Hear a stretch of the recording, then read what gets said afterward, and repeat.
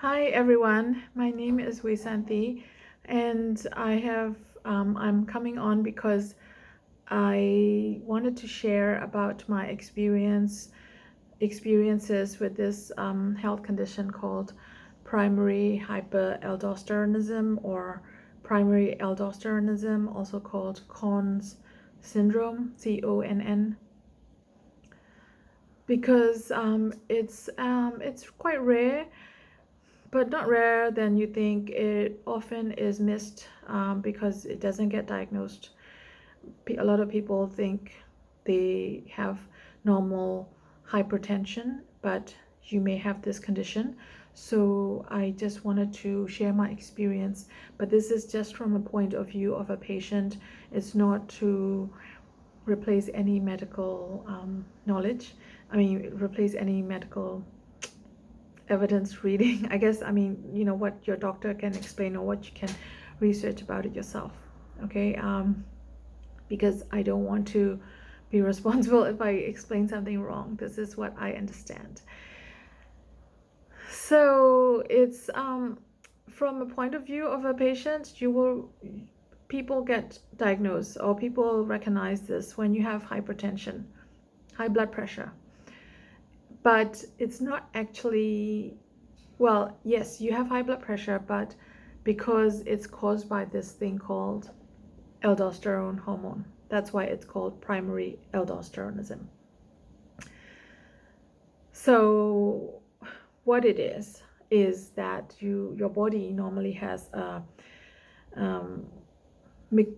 control mechanism when you have low blood pressure, like if you have low blood pressure, or that's how I understand it, like you have this thing called RAS, RAAS system. So it's renin, angiotensin, aldosterone system. You have these, your brain basically detects that there's a pressure is low or something like that, and it just have a cascade of instructions and hormones that get produced along the way. And at what it is what we're talking about here is that from there they try to increase your blood pressure by secreting this hormone called aldosterone from the adrenal glands. So adrenal glands are just above your kidneys, and adrenal glands normally they produce hormones, so like cortisol and things like that as well. So they produce aldosterone to make the kidneys retain sodium and therefore water, and increase your blood pressure that way. So like vasoconstrictions and stuff like that. So this system kicks in and it increases your blood pressure. But for people like me who have this condition, maybe because of a tumor, or I think it's because of a tumor or something, I don't know, this adrenal glands are over secreting this aldosterone hormone without like a normal stimulus, like, so for no reason, it's just over secreting. So constantly your body is trying to retain sodium and water, and you have high blood pressure for no reason, and without needing to, basically. So you live with high blood pressure, and because of this, I got found out because in 2018 I just did a normal health check with this amazing doctor, young doctor, and it showed that, during the blood check, during the general checkup, it showed that my blood pressure was high, and I wasn't very surprised because over the years I have had high blood pressure, and doctors have given me medication and it seemed to have gone away. So then we stopped a few times, and in 12 years ago when I had my baby, I had preeclampsia, which is also a hypertension problem. So I just thought that was what it is. I was prone to have it because also my dad had high blood pressure. He's been dealing with high blood pressure since he was in his 40s, and he's now 89. And I thought I was, overweight, and my lifestyle is, I wasn't doing enough exercise and things like that. So I thought, high blood pressure, it's probably bound to happen. But my doctor, this amazing GP, I'm so thankful to her, is that she wasn't gonna take it. She was like, no, I don't think, I'm not happy about it with these explanations. I want to test further. So she did a few more tests, blood tests, and yeah, she said, I have this condition and I'm going to refer you to a specialist endocrinologist. Do you want to go private or public? And of course, I'm not working and things like that, so I wanted to go public.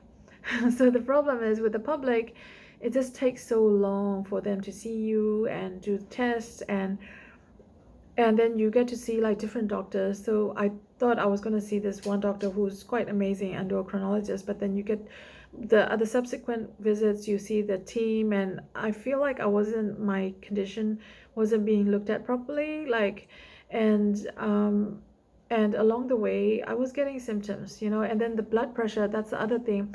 So they gave me these blood pressure medication in the interim, which, so that when they do these tests to diagnose my condition, they don't interfere. So they give me those medication, but they don't actually really address the problem if I do have it. So I was really keen to get diagnosis, because if they're gonna put me on medication, I want the medication addressing to this condition. I felt that the medication wasn't really doing it for me, and yeah, long story. I will talk about my symptoms and things like that later in a few minutes. And so I got really frustrated. I was studying, I was stressed.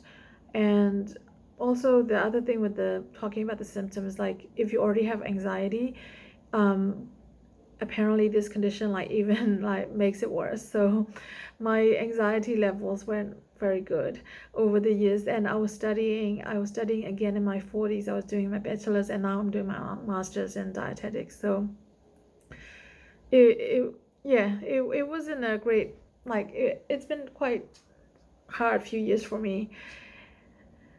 So last year I decided I can't take this anymore. Symptoms are getting worse, and I wanted to get a diagnosis. So I went to a specialist and saw this amazing endocrinologist, and things went pretty quick.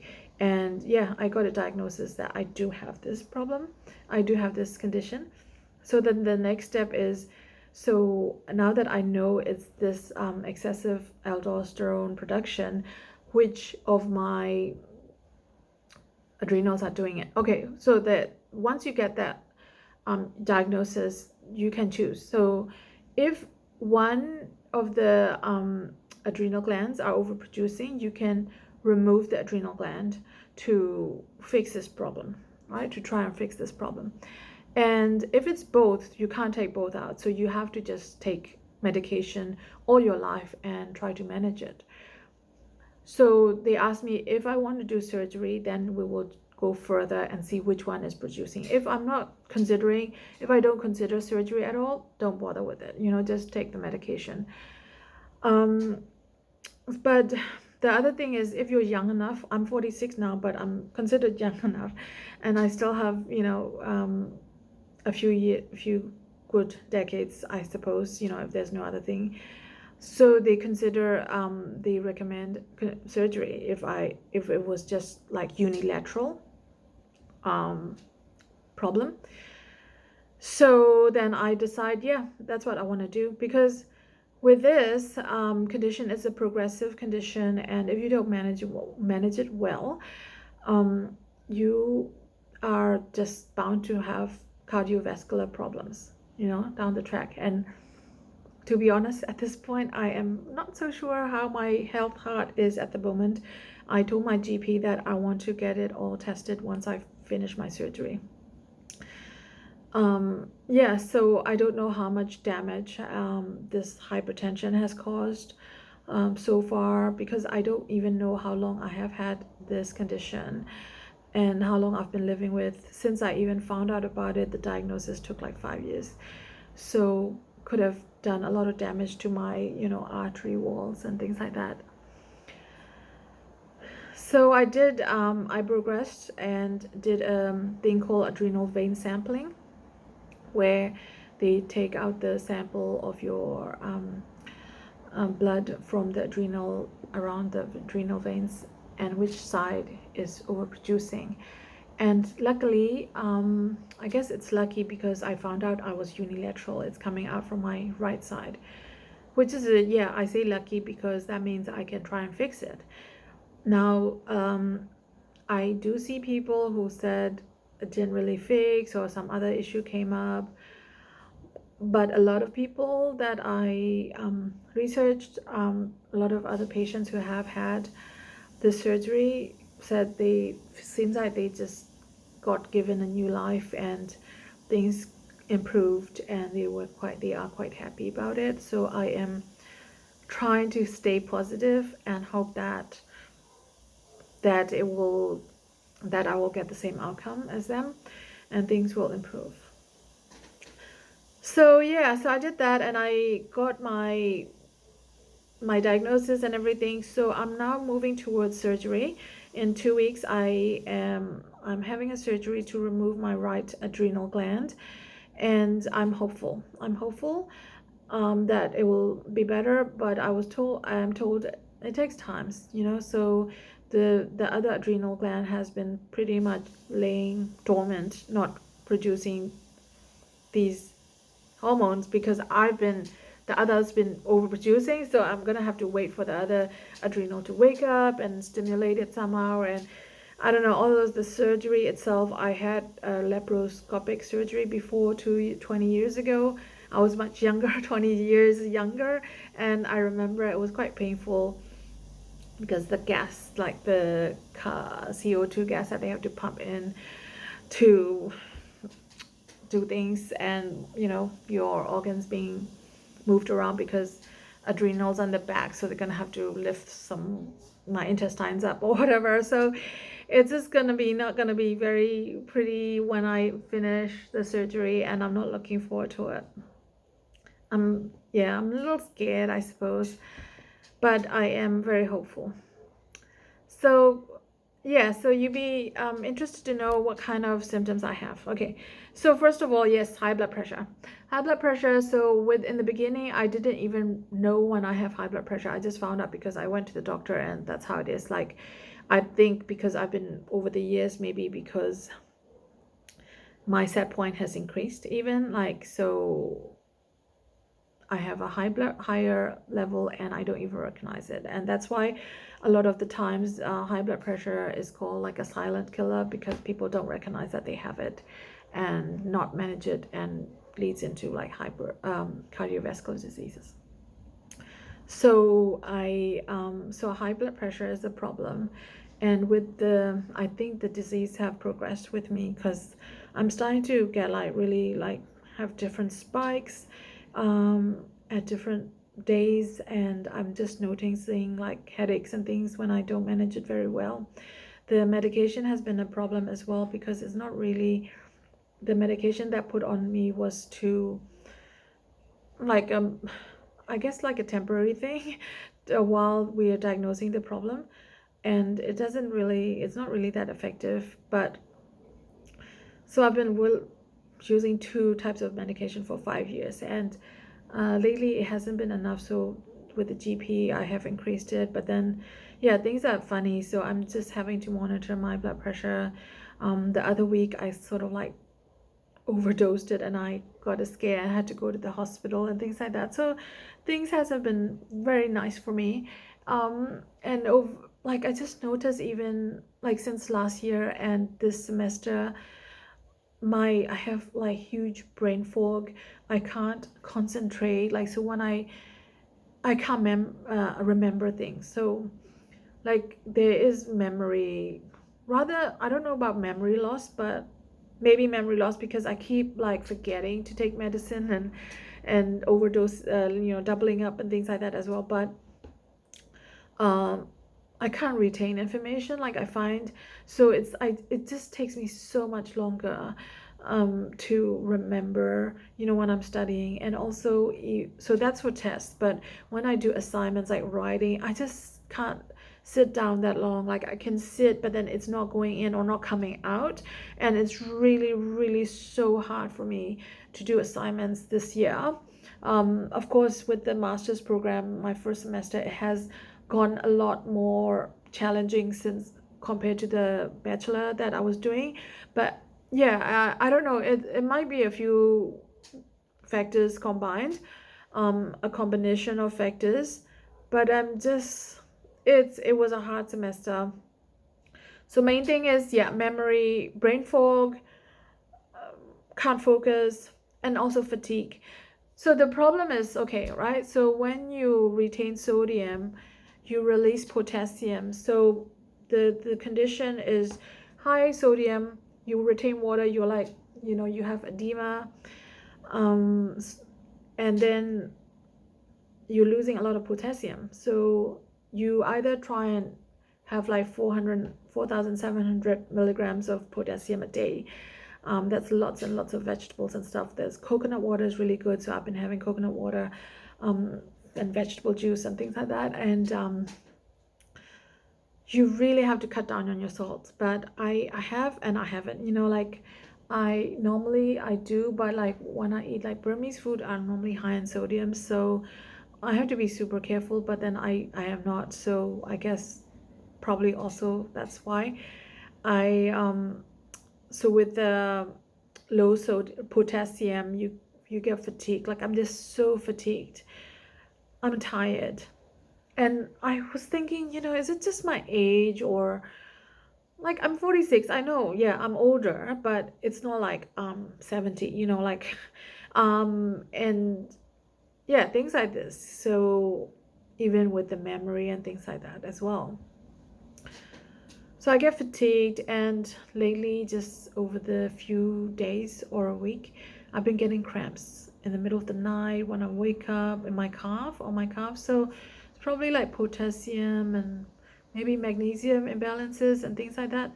But yeah, so I think the disease is progressing, and I'm really, really thankful that my surgery is coming up in 2 weeks. And I'm very, very hopeful that it will get better. And when I go back to uni next semester, I'm doing this surgery during my uni break so that I can recover and things like that, and things will be better, because it's just been so hard with studying, with doing assignments and things like that. And yeah, I guess, I don't know, like I just feel like frustrated as well. And but I'm really really relieved that I got diagnosed finally after 5 years. And it's been a frustrating journey. And oh, also the other thing is, if you suspect it somehow, push for it, like push to ask your GP to test for it. I guess you won't suspect it, like sorry, check with your GP to do further investigation, if you have high blood pressure, because if it's not, you can just rule it out. But if it is, they are not treating the actual root cause of the problem, and they're just giving you high blood pressure to manage over your lifetime, and when it could have been something else that they could have tried and resolve. So that's what I want to push. And also, I found this amazing group on Facebook. If you just look for like Conn syndrome, and there's a few people who are just amazingly knowledgeable, and you can ask questions. And there is a collective knowledge there from people who have this condition. So we are all very supportive of each other as we progress through the stages of diagnosis and have to do all these tests. You ask for opinions or experiences. People who have had surgery explain what it's been like, and I really get information from them. So yeah, so that's what it is. I think that's all I wanted to say. And I think I will update after surgery as well. Although I know that you probably have to wait a few months to see if there's any difference. I don't know, like some people say, like even right after surgery they just feel so much better, so I'm hopeful. All right, so good luck with, well, good luck to me. And yeah, I hope it's been helpful if you for someone, because oh yeah, I wanted to say that I can't remember the name of the lady, but when I was first told about this condition in 2018, I looked up on YouTube. That was the first thing, and this lady, she was sharing, I think she's from America, sharing her experience. She had a surgery, and now, like, she keeps updating every few 5 years or something, or with her journey, and it was interesting, you know. So I thought I want to journal it as well. Okay. Thanks for listening. I know it's long and rambling, but yeah. Okay, I hope you get something out of it. Bye.